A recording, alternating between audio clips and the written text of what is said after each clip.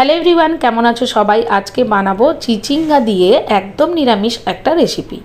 তো চলো আর বেশি দেরি না করে ভিডিওটা শুরু করা যাক। আমার চ্যানেলে নতুন হয়ে থাকলে চ্যানেলটা সাবস্ক্রাইব করে দিও, ফেসবুকে দেখে থাকলে পেজটা ফলো করে দিও।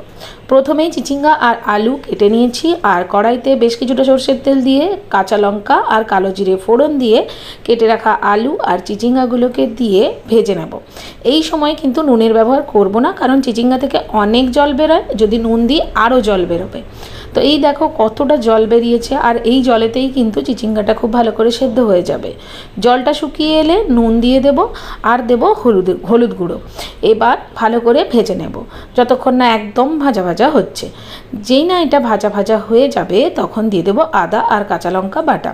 এখানে আমি পেঁয়াজ রসুন কোনো কিছুরই ব্যবহার করিনি। এইভাবে একবার বানিয়ে দেখো, খেতে ভীষণ ভালো লাগে। তো আদাটা ভাজা ভাজা হলে তার মধ্যে টমেটো কুচি দিয়ে আবারও ভালো করে নেড়ে নিয়ে এবার ফ্লেমটাকে লো করে ঢাকা দিয়ে দিয়ে বেশ কিছুক্ষণ টমেটোটা যতক্ষণ না গলে যাচ্ছে ততক্ষণ নেড়ে নেড়ে ভালো করে ভেজে নেব।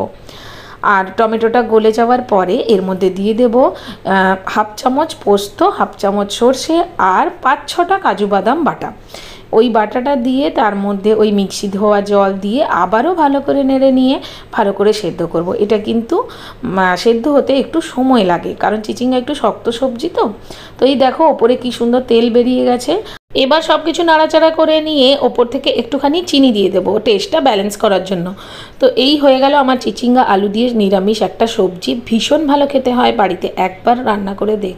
আমার মতো তোমারও যদি চিচিঙ্গা অপছন্দের সবজি হয়ে থাকে, এইভাবে একবার বানিয়ে দেখো, চিচিঙ্গা পছন্দের তালিকায় চলে আসবে। তো কেমন লাগলো অবশ্যই কমেন্ট বক্সে লিখে জানিও। আজকের জন্য টাটা।